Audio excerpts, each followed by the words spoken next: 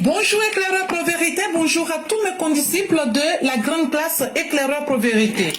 Mon édito aujourd'hui a pour titre Yaka. Le monstre peut être difficile à abattre, mais quand il se découvre, alors on peut facilement trouver son talon d'Achille. La Côte d'Ivoire d'aujourd'hui évolue. Cependant, elle a été éprouvée par les prises de position parfois incompréhensibles des opposants au président Ouattara. En effet, ayant perdu la guidance du pays, qui s'est d'ailleurs avérée scandaleuse à tout point de vue, l'opposition ivoirienne n'a eu recours qu'à des moyens obituaires. Elle a mis à dispo cette opposition de Gbagbo Laurent et de Tidjane Thiam a mis à dispo des moyens financiers à leur jeunesse dans le but d'attaquer des personnes innocentes. Il y a eu mort d'hommes malheureusement. Des magasins ont été incendiés. Résultat des courses, ils nous ont marqués à jamais avec des noms de villes tels que Nayo, Yamoussoukro et Bonois. Nous n'avons pas non plus oublié la catastrophe que cela aurait été s'ils avaient eu accès au pipeline qu'ils comptaient faire sauter. Et le pyromane du bus sortirait aussi des rangs de l'opposition. Chers miens, chers frères et sœurs ivoiriens, que pouvons-nous attendre de telles personnes sans foi ni loi qui, dès qu'elles veulent le pouvoir, se laissent aller à des actes inqualifiables?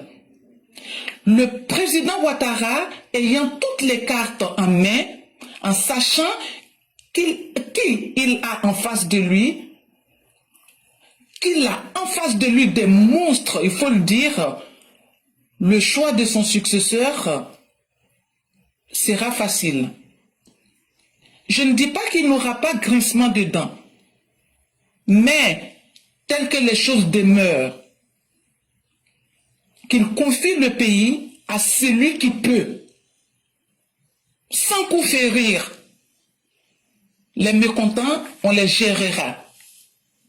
J'ai parlé un peu de façon couverte, mais entre personnes intelligentes, on se comprend. Merci et à bientôt. Si la mère a parlé de façon intelligente et couverte, le fils, lui, enlèvera le vélo. Il faut confier le pays à TBO. Quelqu'un qui peut mater la chienlit de façon propre et efficace. On a pratiqué le temps de la diplomatie, le temps de la négociation, le temps des réconciliations, le temps de tout ce qu'il fallait. Mais à un moment, il faut aussi montrer qu'un pays, ça se gère aussi avec de la rigueur. Et aujourd'hui, il faut décomplexer ce message-là pour leur dire, on ne va pas continuer à mettre en danger la vie des citoyens. Et c'est Laurent Gbagbo qui est à la base de tout ça. Depuis qu'il est rentré en politique en Côte d'Ivoire, il a sémé la violence et chaque fois, il rentre dans des coalitions pour essayer d'imposer la violence à des niveaux. Aujourd'hui, il faut être capable de décomplexer le message. Il faut être capable de situer les responsabilités.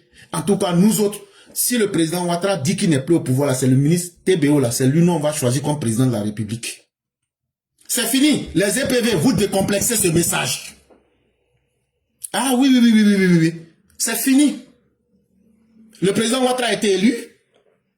Le président Ouattara a son dernier mandat.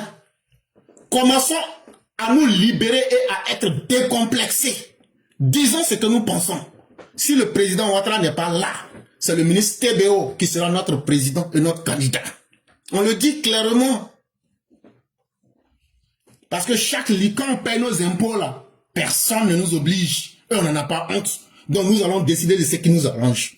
Aujourd'hui, nous avons besoin d'un leader qui est ferme, qui est rigoureux, qui est efficace.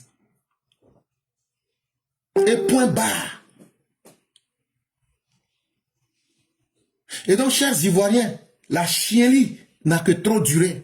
Aujourd'hui, quand vous voyez le PDC Tidjane Thiam qui est un ovni politique venir aujourd'hui mettre des gens en place pour créer la violence en Côte d'Ivoire, mais ça croit qu'il a copié le modèle quelque part. C'est le modèle Gbagbo.